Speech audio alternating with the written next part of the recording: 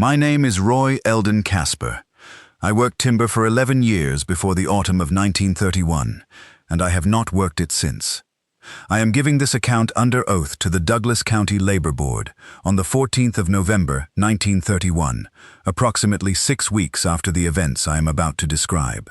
I am 34 years old. I am not a man given to invention, and I would ask the board to note that I have nothing to gain from this testimony and a great deal of pride to lose by it. I will tell you what happened at the Meacham Hollow camp. I will tell you as plainly as I am able, and I will ask you not to interrupt me until I have finished, because I have found that if I stop in the middle of it, I lose the thread, and I cannot always find it again. That is not stubbornness. That is just the condition I am in. Before I begin the account itself, I want to say one thing clearly for the record. Elbert Foss did not run. I want that on the page. Whatever the board concludes about the rest of it, I want it known that Elbert Foss did not run, and the reason he did not run was because he believed, even at that moment, that he was the responsible party and that the money in that box belonged to his men. That is the kind of man he was, and I will not let this proceeding conclude without saying so plainly. Now, I will start at the beginning. The Meacham Hollow job was contracted through Tillamook Coastal Timber in the late summer of 1931. The contract went to Elbert Foss, who ran his own independent crew out of the Garibaldi area. Foss had been pulling timber contracts for going on 15 years by that point. He was not reckless.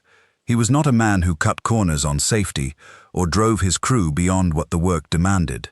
I say this because I have heard it suggested, in the weeks since, that what happened was the result of poor camp management or inadequate preparation. That is incorrect, and I will address it in the course of this testimony. The crew numbered 12 men. I will name the ones whose testimony matters to what follows. Elbert Foss was the foreman. He was 47, heavyset, with a grey beard he kept short, and he had the kind of quiet authority that does not need to raise its voice. He had been logging the coast ranges since he was 20 years old, and he knew old-growth timber the way a surgeon knows bone. He had opinions about which trees to take and which to leave, and those opinions were not sentimental. They were practical. A healthy stand regenerates. A broken one does not. Foss understood this. Harlan Pruitt was the crew's second, which meant he managed the equipment, the schedule, and the supply chain. He was 29, thin, with a methodical turn of mind that made him valuable on the organizational side, and sometimes difficult on the human side. Harlan had a tendency to reduce problems to their most efficient solution, and to grow impatient when other men insisted on attaching feelings to those solutions. I liked Harlan. We had worked together on 2 previous jobs, but I knew his limitations, and those limitations became important on the 3rd night. Cal Demarest was one of our fallers. He was 51, the oldest man on the crew, and he had a bad hip from a cable accident in 1924 that had never healed cleanly. Cal was not supposed to be on a job that required rough terrain, but he needed the work, and Foss trusted him, and so there he was. I will come back to Cal. What happened to Cal on the 2nd morning is the thing I keep returning to when I cannot sleep. May Briggs is not a name the board will find in the original crew manifest, because May was not a crew member. She was the cook's assistant from the supply camp at the base of the hollow, a woman of about 35 who had come up to the main camp on the afternoon of the 3rd day to deliver additional provisions after our original supply sled threw a wheel on the track. May had been in the hollow for about 18 hours when the final night came. She is alive. She gave her own account separately, and I hope the board will compare her account to mine, because I believe they will find them consistent. The remaining 7 men I will refer to collectively, as they appear in the record. Good men, workers. What happened was not their fault, and naming them individually will not change what I have to say.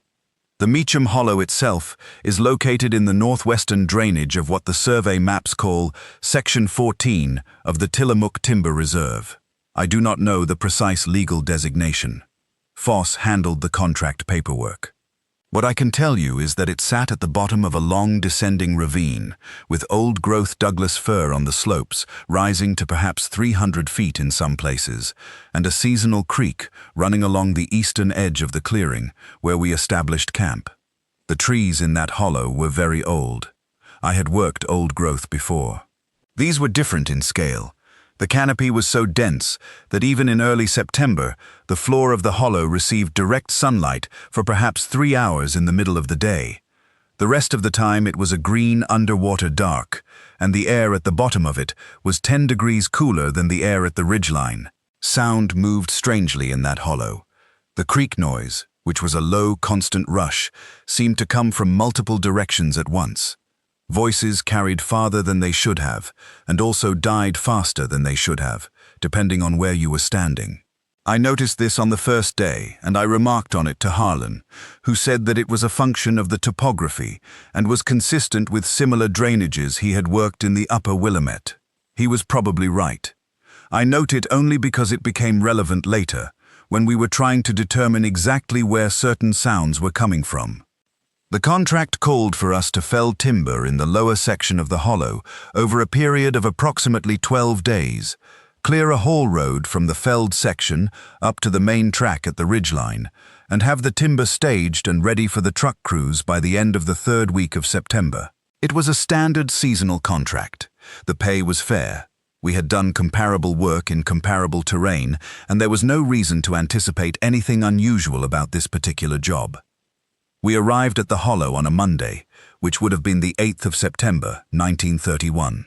We spent the first day establishing camp, erecting the bunkhouse structure, which was a prefabricated frame construction that Foss used on seasonal jobs, setting up the cook tent and equipment staging area, and running the initial survey of the cutting section. I remember that first afternoon clearly. The hollow had a particular smell to it. A deep dampness beneath the smell of fir and decomposing bark, almost a fungal undertone, like the interior of a very old building that had been closed for a long time. The creek was running higher than expected for September, which Harlan noted in the supply log, and the mud along its banks was soft enough that a man's boot sank an inch or more with each step. I should mention the local warning here, because the board will have heard about it from other sources, and I want to give my version of it accurately. Before we drove into the hollow, we had stopped for fuel and provisions at a small settlement called Nestucca Crossing, which sat on the county road about 7 miles from the hollow entrance. It was not much of a settlement, a general store, a fuel depot, and perhaps a dozen houses. The man who ran the fuel depot was named August Tierbach, a heavy-set man of perhaps 60, with German-inflected English and a manner that I would describe as deliberately unhurried, as though he had decided long ago not to waste motion on anything that did not absolutely require it. Tierbach filled our fuel cans without comment, and then, as Foss was settling the account, Tierbach said that he had heard we were going into the Meacham drainage, and that he had something to say about that if Foss wanted to hear it. Foss said he was willing to listen. Tierbach said that the drainage had been left alone, not because the timber there was inferior, which it was not, but because logging it disturbed something that lived in the upper section of the hollow, something that had been there a long time, and that the Tillamook people who had used that area before the settlements had considered it a boundary. He said that he did not know exactly what it was. He said he had heard accounts from 2 separate parties who had attempted to log the lower hollow in previous years, and in both cases the parties had abandoned their equipment and left without completing the work. He did not say what had driven them off. He simply said that the drainage was best left alone. Foss thanked him, and we drove on. I want to be fair to Foss here. He did not dismiss Tierbach's account contemptuously. He listened to it. On the drive down the track toward the hollow, he said to me, quietly, that there was almost certainly something to what the old man had said, that local knowledge of that kind was usually rooted in something real, even when the explanation for it was superstitious in character. He said that we would keep our eyes open, and that if something came up that looked like a safety concern, we would address it. That was a reasonable response from a reasonable man, and I want the board to understand that before I describe what came afterward. The first 2 days of cutting went without incident. The timber was everything the survey had indicated: old-growth fir, clean, bold and straight, falling predictably when the cuts were properly placed. Cal Demarest, bad hip and all, was still one of the 2 best fallers on the crew, and he and a younger man named Patterson worked the south slope of the hollow in a rhythm that I always found satisfying to watch. Each cut deliberate, each drop controlled. The enormous trees coming down with a sound that rolled back off the hollow walls and flattened out into something you felt in your chest more than heard with your ears. I keep going back to the sounds of those first 2 days because of what the sounds became later. I want the board to understand the contrast. In those first 2 days, the hollow was loud in the way that productive work is loud. The saws, the axes, the chains, the falling timber, the creak. It was a full noise, a working noise. Even the birds were present. We had a pair of ravens that had taken an interest in the camp almost immediately, perching on the ridge of the bunkhouse roof and scolding anyone who walked past. They were there on the first morning and the second morning. They were not there on the third morning. I noticed this because I had been watching them. I have always paid attention to birds around a camp. They tell you things. The absence of the ravens was the first thing I noted on the morning of the 10th of September, and I remember thinking that it was probably nothing, that ravens moved on, that there was no particular reason 2 birds needed to stay in one location. I noted it and I filed it, and I went to work. It was Cal Demarest who found the impression.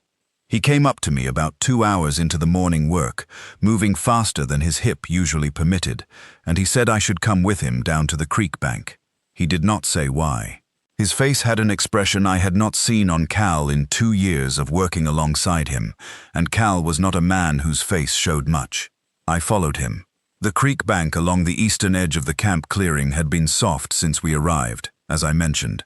Men had been crossing it daily to access the cutting section on the far side, and by the 3rd morning it was well traveled enough that individual boot prints were not easily distinguished from the general disturbance. But Cal led me about 40 yards downstream from where we normally crossed, to a section of bank that nobody had reason to visit, and there it was. I will try to describe it accurately, because the cast that Foss made from it is what this deposition has been convened to examine, and I want my description to match what the board has in front of it. It was a footprint. There is no other word for it. It had the general shape of a human footprint, elongated, with a broad heel and 5 discernible toe impressions at the front, but the scale of it was wrong in a way that did not immediately make sense to my eyes. My boot is a size 10. The print before me was longer than my forearm from elbow to fingertip. I knelt beside it, and I measured with my hand span, which I know from experience to be 9 inches, and I counted. The print was not quite 3 of my hand spans in length. It was also very deep. Deeper than a man's boot print in comparable mud, which meant that whatever had made it was substantially heavier than a man. But it was the middle of the print that troubled me most. In a human footprint, the arch of the foot leaves a gap in the mud, a raised area between the heel impression and the ball of the foot.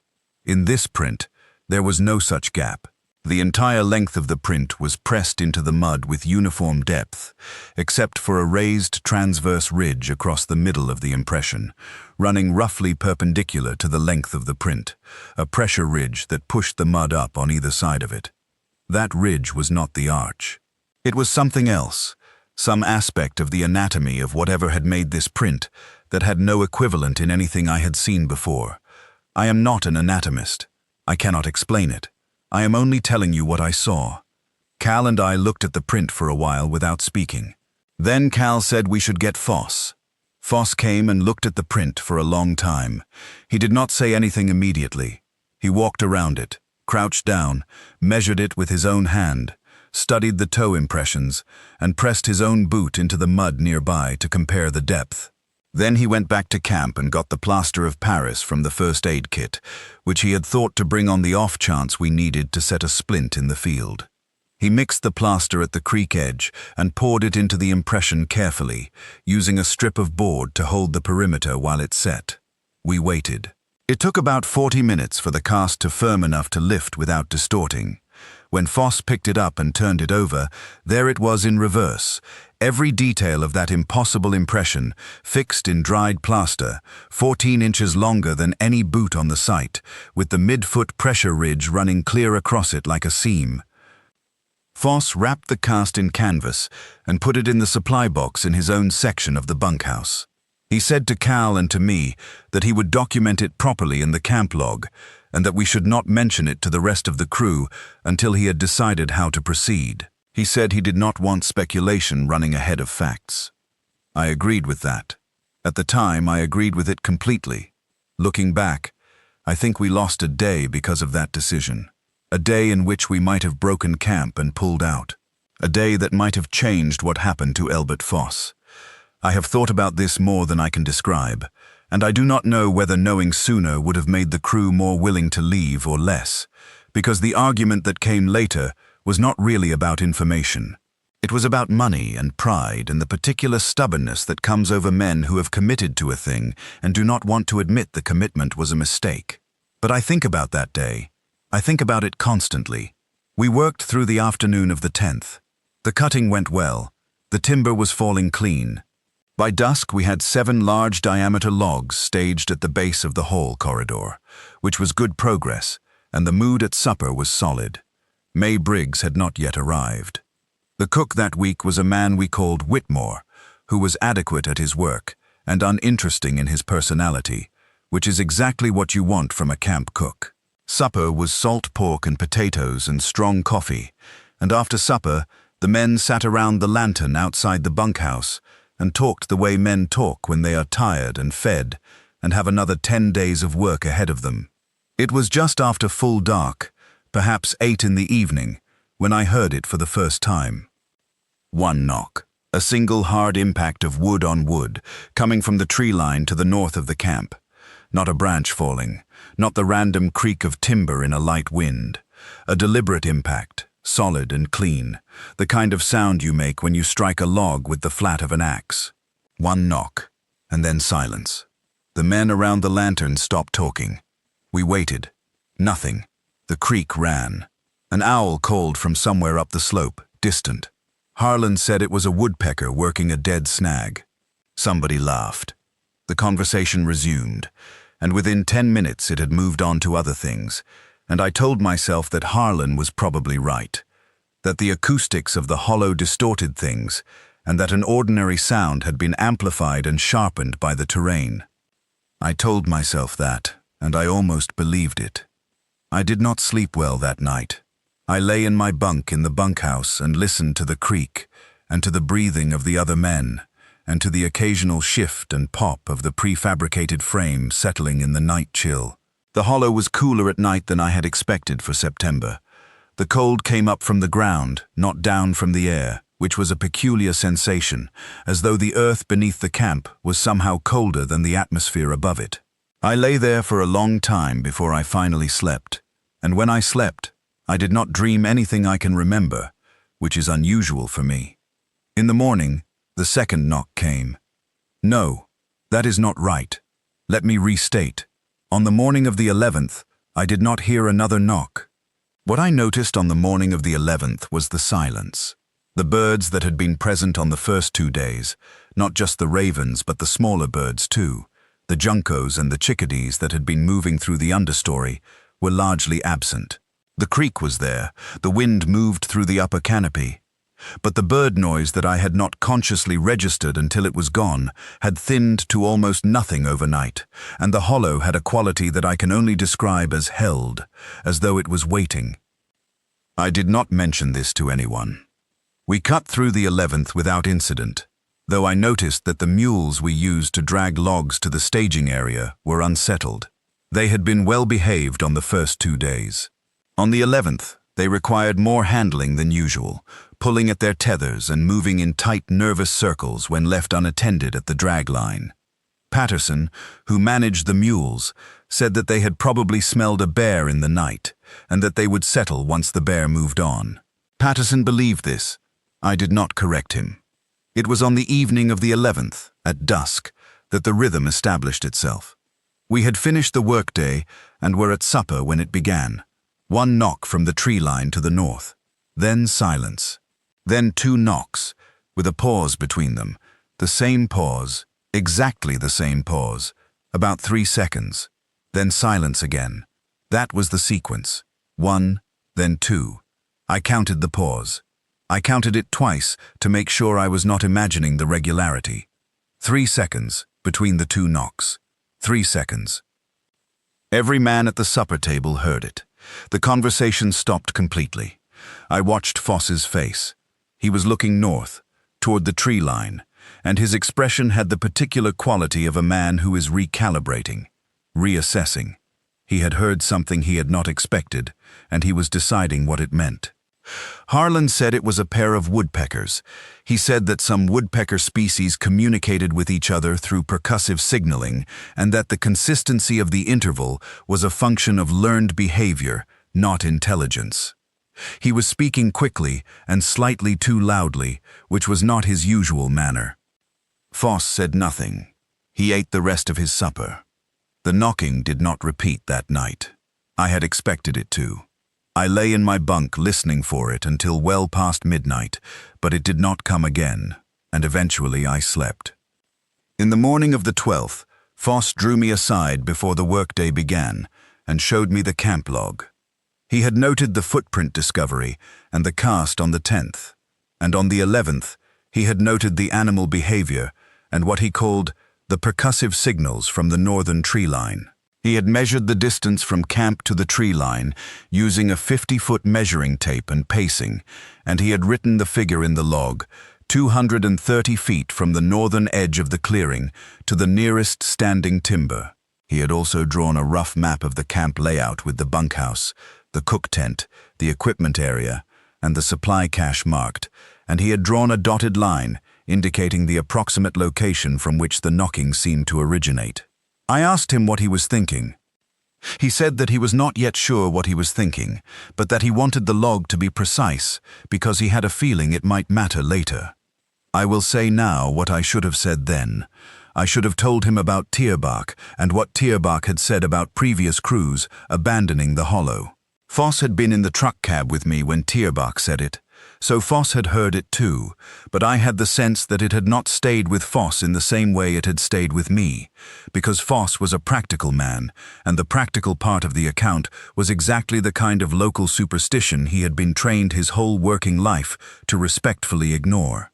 I should have said, "Foss, I think this is what Tierbach was talking about.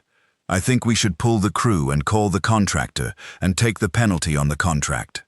I did not say it. I told myself I did not have enough information yet. That was a coward's reasoning, and I have had 6 weeks to understand that. We cut through the 12th. The mules were worse. Patterson had to lead each one individually from the corral to the drag line and back, because moving them in a group resulted in near panic, the animals pressing against each other and pulling in opposite directions with a white-eyed urgency that was unpleasant to watch. Patterson was a patient man with animals and he managed them, but by midday even he had stopped offering explanations. He just worked with them quietly and did not discuss it. By the early afternoon of the 12th, we had added 5 more logs to the staging area. The total was 12 logs, which represented a reasonable proportion of the contracted volume. The whole road was progressing. From a purely logistical standpoint, the job was on schedule and proceeding well. I made myself note this, because I wanted to be sure I was not manufacturing alarm from nothing. The work was going well. The practical circumstances were good. What was not good was everything that sat beneath the practical circumstances. The absence of birds, the animals, the knocking, the print in the mud, and the particular quality of the air in that hollow, which I can only describe once more as held, as waiting. That evening, on the 12th, 2 things happened that changed the nature of what we were dealing with. The first was the knocking. It came at dusk, same sequence, 1, pause, 2. But when I listened to it, really listened, I noticed that it was closer, not dramatically closer, not so close that a man could simply walk over and confront the source of it, but measurably closer. Foss had measured the distance to the tree line at 230 feet. I am telling you that the sound on the evening of the 12th did not come from the tree line.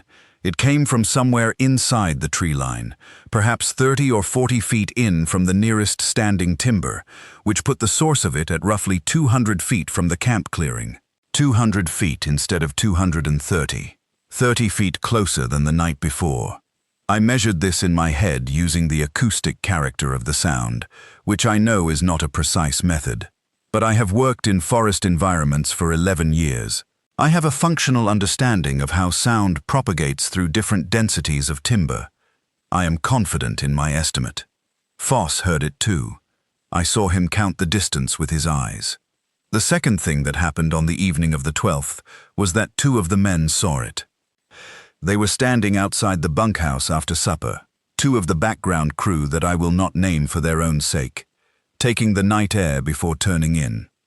The lantern was hung on the post at the bunkhouse door, and its light extended perhaps 20 feet into the clearing before the dark took over.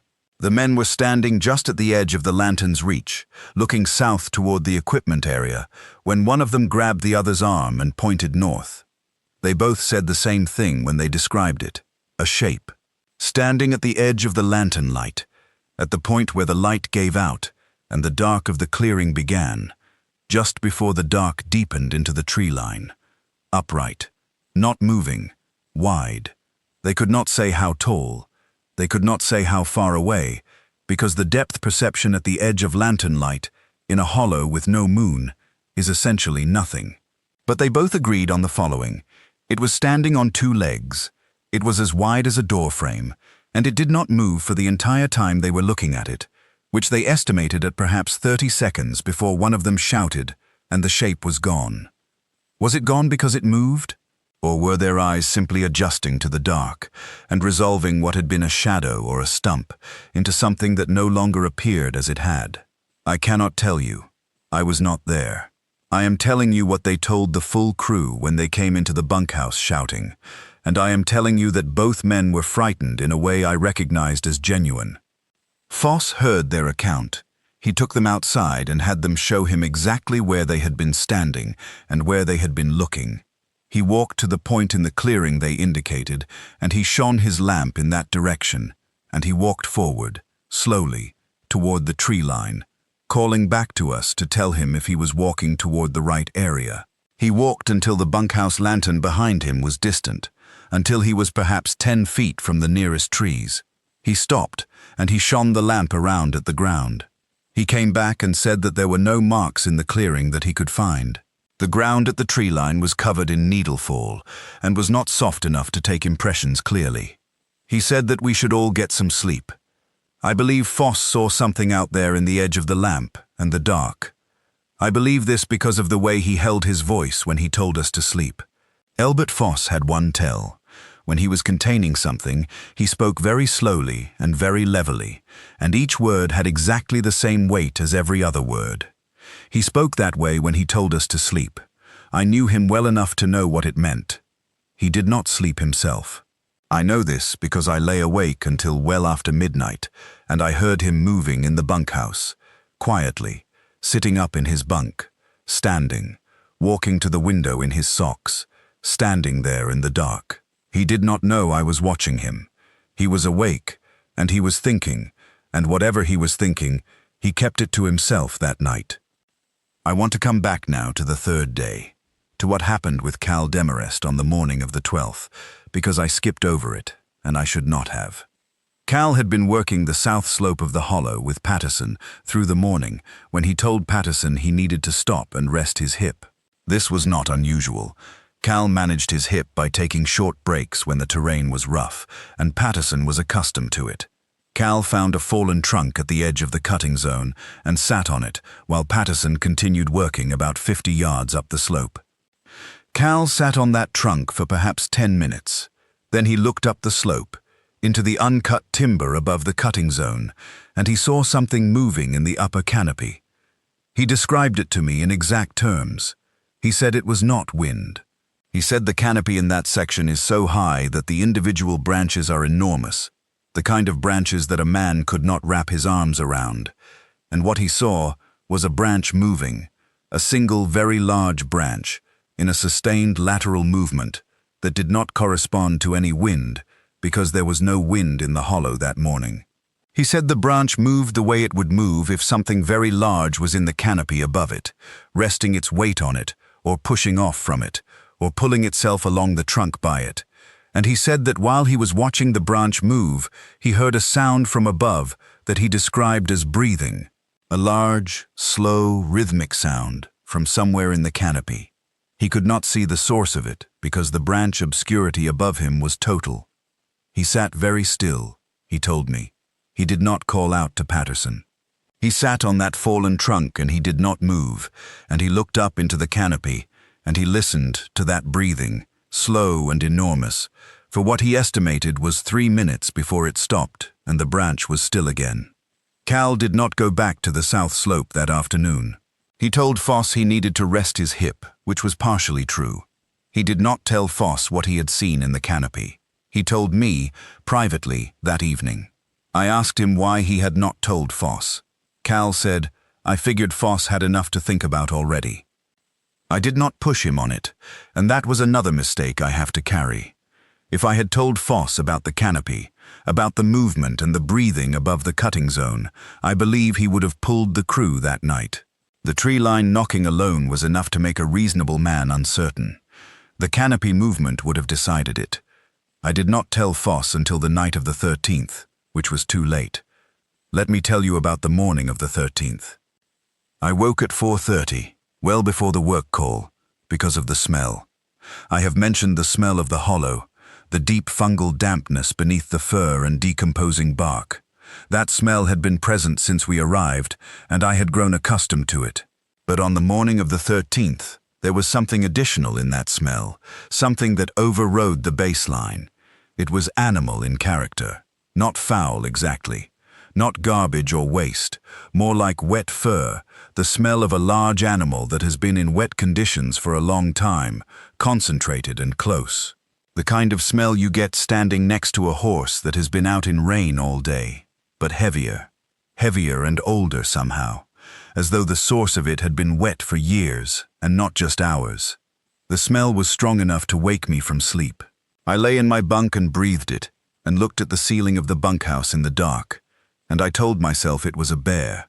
I told myself it was a bear that had come too close to the camp in the night, that the smell was simply drifting in through the gaps in the prefabricated walls, and that by morning it would be gone.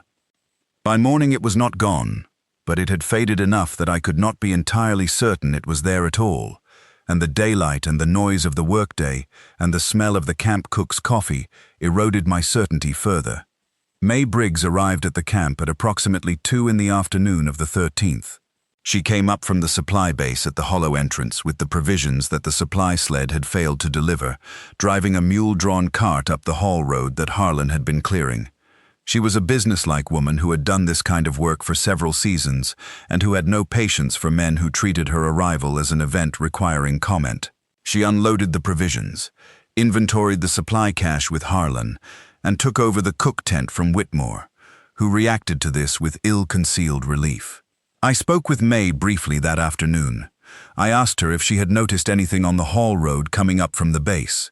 She said that the road was passable, but that the mule had been difficult from about the halfway point up, pulling left and showing whites, and needing constant management, which she said was unusual for that particular animal, which she knew well and which was normally steady. She said she had assumed there was something on the slope above the road. I asked her if she had seen anything. She said she had not, but she had heard something. From the upper slope, above the road, she had heard branches moving in a way that was not wind, and once, just once, a sound she described as a deep exhalation, like a man blowing out a long breath, but much larger in scale, and much lower. I heard this, and I felt something that I can only describe as the final piece of a structure settling into place. The canopy movement that Cal had described, the breathing, and now May, on the haul road, hearing the same exhalation from the slope above the road. Whatever it was not staying in one place. It was moving. It was moving around the hollow, the canopy above the cutting zone, the slope above the haul road, and the tree line to the north of the camp. It was looking at us from multiple angles. I understood this in the afternoon of the 13th, and I did not act on it until it was too late. I told myself I would tell Foss after supper, that I would lay out everything I knew, the canopy incident with Cal, May's account from the road, the smell in the bunkhouse that morning, and my own estimate that the knocking had been 30 feet closer on the previous evening than on the one before. I would lay it out and let Foss decide. Supper was good that evening. May cooked salt cod and cornbread and strong coffee, and the mood among the crew was better than it had been in 2 days, partly because of the food, and partly because a fine day's work had been completed and the contract was looking achievable. Men talked and ate and were briefly the ordinary things they were. Cal sat quietly at the end of the table and ate without participating in the conversation. But Cal was often quiet and no one remarked on it. Then the dusk came, and with the dusk, the knocking. 1. Silence. 2. And it was closer. Not 30 feet closer than the tree line as it had been on the previous night. This time it was in the tree line, from within the standing timber, from a location that I estimated at no more than 120 feet from the edge of the clearing. The sound was louder not only because of the distance, but because of the resonance, because whatever was producing it was striking timber that was still rooted, live wood, and the impact of the knock rang through the standing trunks and carried that ringing quality that struck wood has. Every man heard it clearly. There was no ambiguity and no explanation adequate to the sound. And I watched the Harlan Pruitt approach to the world in which everything had a rational and efficient explanation, simply collapse behind Harlan's eyes like a wall that the foundation has gone out of. He sat very still, and he said nothing, and he did not offer a woodpecker explanation. Foss stood up from the table. He said, "Everyone inside." We went inside. Foss came in last and shut the door. And then he did what Foss always did, when he had come to a decision he did not entirely like. He stood at the head of the table, and he looked at the crew, and he said exactly what he was thinking, plainly, without theater. He said that he did not know what was making those sounds, and that he was not going to speculate about it in front of the crew, but that the situation in the hollow had deteriorated over 3 days in a way he could not adequately explain, and that he was prepared to recommend to the contractor that they pull the crew the following morning and take the contractual penalty. He said it was his professional assessment that continuing the work was not in the crew's interest. The room was quiet for about 5 seconds. Then Harlan Pruitt said, "Elbert, we forfeit the remaining 2/3 of the contract." Foss said he understood that. Harlan said that the remaining volume was worth $600 in crew wages on top of the base. He said that $600 divided among 12 men was $50 per man at a time when $50 was not a figure men walked away from easily. He said that they had not seen anything. They had heard unexplained noises and seen one ambiguous shape at the edge of the lamplight, both of which could be accounted for without resort to anything unusual. This is where the disagreement became what it was. I want to be precise about this for the record. Harlan Pruitt was not a cruel man, and he was not stupid. He was a man who was genuinely afraid of being wrong in the wrong direction. He had spent his professional life being the man who kept the practical facts in front of everyone, and who did not let sentiment or fear interfere with the work. And in doing so, he had done well and had earned the respect of the men he worked with. What happened on the night of the 13th was that his very real competence had backed him into a corner, because conceding that there was something in the hollow that required them to leave would mean conceding that he had been wrong about all of it. The woodpeckers, the animal behavior, the shape in the lamplight, and Harlan did not have a mechanism for being wrong about all of it at once. He was not capable of doing that in front of the crew. I understand this now. I understood pieces of it then. Cal Demarest said, from the end of the table, that he thought Foss was right, and they should pull in the morning. Harlan said that Cal's hip had been troubling him, and that he was not in a condition to make a fair judgment about a job this demanding. Cal looked at Harlan for a long moment. Then he said, "My hip is not what I'm talking about." Several of the unnamed crew members sided with Harlan, which was not surprising. $50 was $50. 3 of them sided with Foss. The argument went back and forth for about 40 minutes. I have never been in a room that felt more like 2 separate places at once than that bunkhouse on the night of the 13th. Outside was what it was. Inside was the argument, the money, the contract, the pride, the fear dressed up as pragmatism. I sat at the table and I listened, and I knew, with a certainty I cannot entirely explain, that the argument was a mistake in itself, not because of what was being argued, but because we were sitting in a lit bunkhouse arguing about whether to stay, and outside in the dark, whatever was in the upper canopy and the tree line and the slope above the haul road was listening to us disagree. I said this. I stood up from the table and I said it. I said that it did not matter which side was right about the contract, that what mattered was that we did not know what was outside, and we could not evaluate a decision about the contract without taking into account what we did not know, and that what we did not know included a 14-inch footprint in the creek bank mud, and Cal Demarest's account of something breathing in the canopy above the cutting zone, and May Briggs's account of the same sound from the Hall Road slope. I told them about Cal. I told them about May. Foss looked at me steadily. Cal looked at the table. May, who had been listening from the far end of the bunkhouse, said quietly, "I wouldn't have gone up that road today if I'd known what I was driving through." The room was quieter after that. Not decided, but quieter. Harlan said that we should sleep on it and decide in the morning. He said that whatever it was outside and we were inside, and that making an irreversible decision in the dark without daylight to plan the departure was not wise management. Foss looked at Harlan for a long moment, and then Foss said, in the particular level voice that meant he was containing something, "All right, we'll discuss it again at first light." I believe Foss was already decided. I believe he had decided to pull the crew that morning regardless of the argument's outcome, and that he agreed to Harlan's proposal simply to preserve what he could of the crew's cohesion before the departure. That is my reading of it. I was not inside his head. But because we agreed to wait for morning, we all went to our bunks. And this is the part of the account that I find the hardest to tell.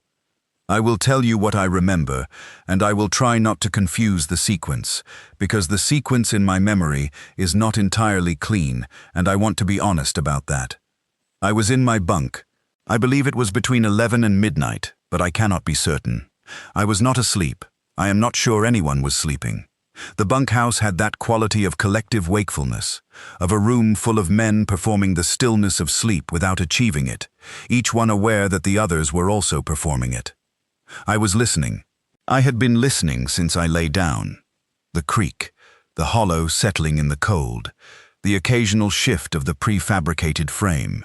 And then I heard it. Not from the tree line, not from the slope or the canopy, or the 200 feet of clearing to the north.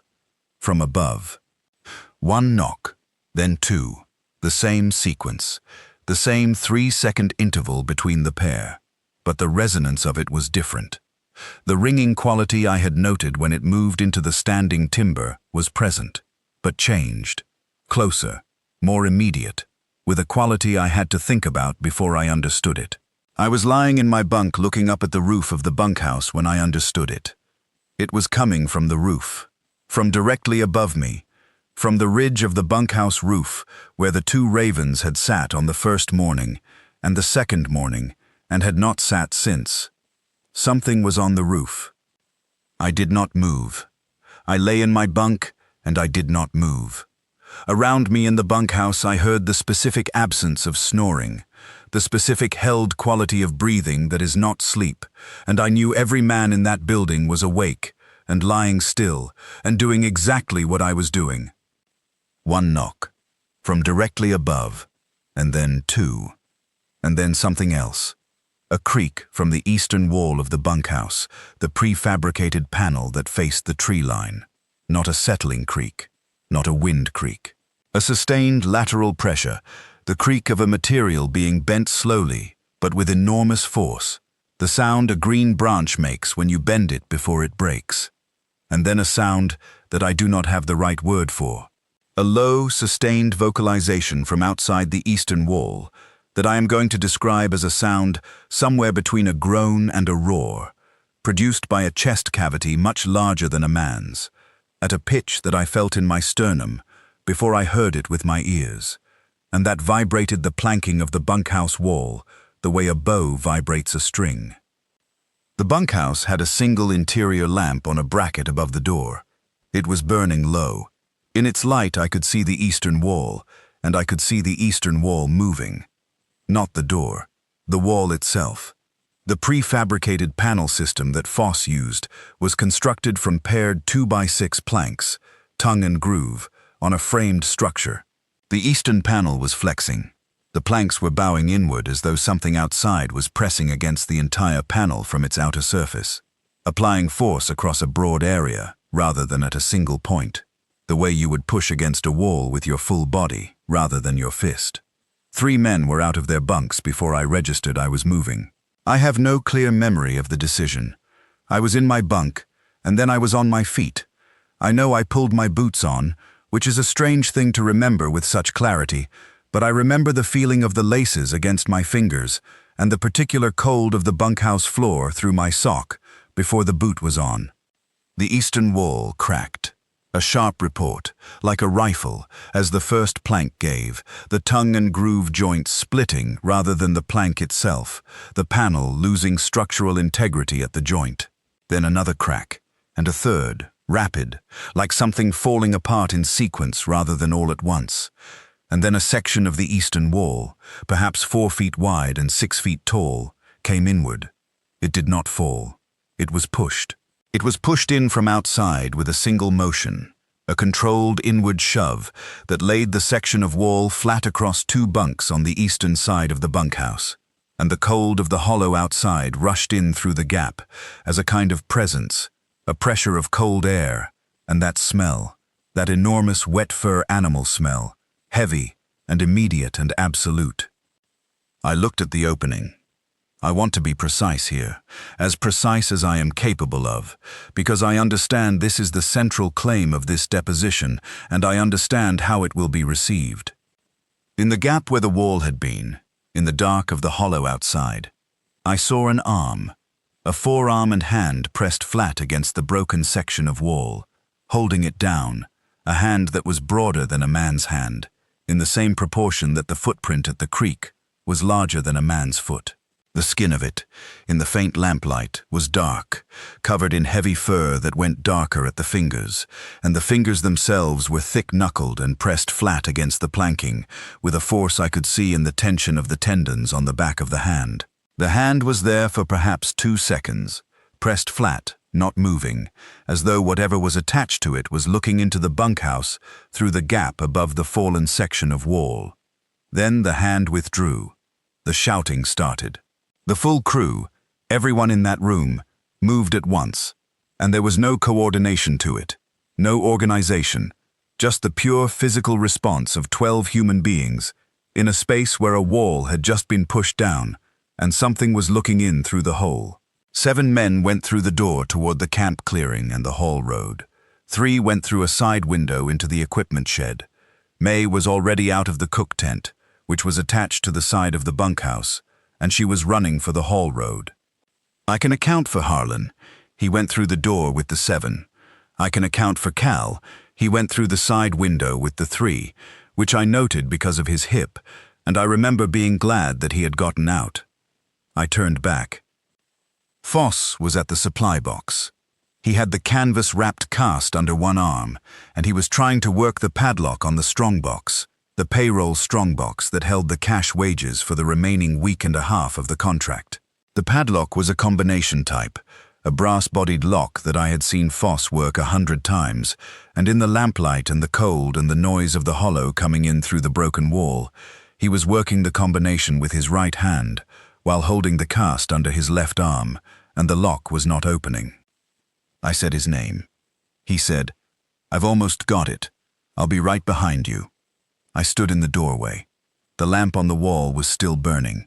The broken eastern panel was flat on the floor of the bunkhouse, and beyond the gap where it had been, the dark of the hollow outside was absolute. I could not see anything in that dark. I could only smell it, the wet fur and cold and that deep fungal earth, close enough that I could taste it in the back of my throat. I said his name again. He said, "Go. I'll be right behind you." I left him. I have to say this directly, for the record. I left Albert Foss in that bunkhouse, with a broken wall and something outside it in the dark, because he told me to go, and because I was afraid. I want the board to understand both parts of that sentence equally. He told me to go, and I was afraid. Both things are true, and both things belong in this account. I ran for the Hall Road. I ran through the clearing in the dark, no lamp, navigating by the pale gray of the track surface against the darker ground on either side of it. And behind me, the bunkhouse lamp was the only light in the hollow, small and yellow in the dark, and it was getting farther away, and I did not stop running. I caught up with May and two of the unnamed crew members on the lower section of the Hall Road, and together we came down to the supply base at the hollow entrance, and we found Harlan and the others who had run ahead already there, standing in the cold, not speaking. We did not go back that night. I want the record to be accurate on this. We did not organize a rescue. We stood at the supply base, and we waited in the dark, and nobody went back up the Hall Road, and I have to live with that. In the morning, when there was enough light and enough men willing to go, we went back up to the camp. The bunkhouse was standing. The eastern wall was down, the 4-foot section of it flat on the floor as I had left it, but the rest of the structure was intact. The lamp on the wall had burned out. The supply box was gone. Not broken, not damaged where it stood. It was simply not where Foss had left it. There was no Albert Foss in the bunkhouse. We searched the camp. We searched the clearing. We went to the creek bank and looked for signs along the mud. We found disturbance in the mud along the eastern bank, wide, heavy impressions that might have been footprints if the mud had been soft enough to hold them clearly, which it was not. We found nothing in the cutting zone. We found nothing in the equipment area. Harlan went north, toward the tree line, with two of the men. They went into the timber perhaps 30 yards. They found nothing. Then one of the men with Harlan stopped and said, "Over there." 40 yards into the timber, in the direction that was northeast of the bunkhouse, there was a lantern, standing upright on the ground between two large-diameter firs, in a small natural clearing in the undergrowth. Albert Foss's lantern, the one he carried on night work, the same lantern he had taken into the clearing on the 12th to look for signs after the two men saw the shape at the edge of the lamplight. It was standing upright, and it was still lit, a small yellow flame in the morning forest, perfectly still, burning as though it had just been set down. There was nothing else. No strongbox, no Foss, no signs in the needle-covered ground around the lantern that I could interpret clearly. The lantern, burning in the morning forest, 40 yards into the tree line, as though it had been placed there precisely. We brought it back to camp. That is the last thing I have to say about the lantern, except that I do not know what to conclude from the fact that it was still burning. I have thought about it every day since. We broke the camp. We loaded what we could onto the supply cart, and we drove down the Hall Road, and we left the hollow. We filed the initial labor report with the contractor, and we contacted the county sheriff's office to report Foss as missing, and the sheriff sent 2 deputies to the site the following day. The deputies found the bunkhouse and the broken wall. They found the camp log, which Foss had kept in the bunkhouse on a shelf, and which survived. They found the creek bank impressions, which had partially degraded overnight, but were still readable as evidence of something moving along the bank. They did not find Albert Foss. They found no human remains, no blood, no clothing. They found no strongbox. They found the lantern, which had by then gone out, sitting where we had replaced it on the equipment shelf in the supply area, and noted it in their report. The plaster cast that Foss had made on the 10th of September from the creek bank impression was submitted by me to this deposition board on the 8th of November, 1931. I carried it from the day we left the hollow, wrapped in the canvas Foss had used. because Foss had put it under his arm when he was at the strongbox, and had set it on the bunkhouse table before he went back to work the padlock, and it was still on the table when I ran, and I picked it up as I went through the door. I do not know why I picked it up. I cannot tell you it was a reasoned decision. I took it. I submitted it to this board. I understand it has since been entered into the county evidence inventory. I have been told by the clerk's office that it is properly catalogued and will remain available to the board throughout these proceedings. I have given you the account as accurately as I am able. I have not embellished. I have not invented. I have not told you things I did not witness directly, without clearly indicating that they are second-hand. I have told you what I saw and heard and smelled, and I have told you where I am uncertain about my perceptions. I want to say one final thing, and then I am done. Before this deposition was convened, I was interviewed informally by a man from the county labor office, who suggested to me, in a manner that I found disrespectful, that the events I have described were more likely the result of a structural failure in the bunkhouse frame, possibly exacerbated by poor site selection on unstable ground, combined with a collective panic response among men working in an isolated environment under conditions of stress. He said that Albert Foss's disappearance was most probably the result of Foss becoming disoriented in the dark while attempting to pursue the fleeing crew and becoming lost in the timber, and that a search would likely recover him in due course. I want the board to put that assessment next to what I have described in this deposition, and I want the board to ask itself one question, which is this. A man becomes disoriented in the dark and walks into the forest. How does his lantern, still lit, end up 40 yards into that forest, standing upright between two trees, when the man himself has not been found? I do not have an answer to that question. I am not sure there is an answer I will find acceptable. Albert Foss went back for the payroll box because he believed the money in it belonged to his men. He was the last person I spoke to inside that bunkhouse. He told me to go. I went. He did not come behind me. I think about what he must have heard in the next 30 seconds after I cleared the door. I think about the strongbox lock, which was a combination type that Foss knew as well as his own name, and I think about how his hands must have been working it in the cold and the lamplight with the broken wall behind him, and the dark of the hollow beyond the wall. I think about how close it was. I think about whether he got the lock open. Somewhere in the Tillamook timber, 40 yards into the northeast tree line from what remains of the Meacham Hollow camp, his lantern stood burning in the morning forest. I left the hollow with the cast that Foss made. I left with my life and my boots and that cast. Everything else I have carried since belongs to Albert Foss, and I do not know how to put it down. That is my account. I will sign it.